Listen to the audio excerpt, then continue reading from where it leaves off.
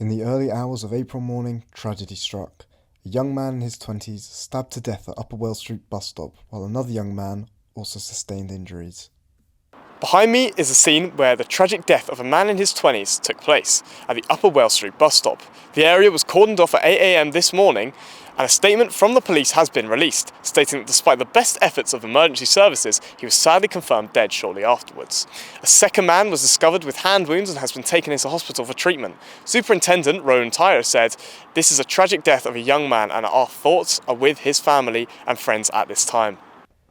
This recent attack, coupled with Coventry's crime rate last year being 34% higher than the national average, has caused fear throughout the city's residents. We took to the streets to hear just how safe they felt living in the city. No, I don't feel safe, no. I don't feel safe at all. I'm usually in by 8 o'clock, half 8. You know, you can't even approach kids, they're very aggressive.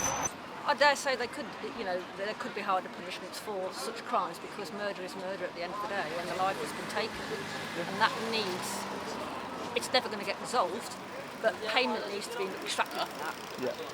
So, in what shape or form, I suppose depends a lot on the circumstances, because very often there's more to these things than meets the eye in the first instance.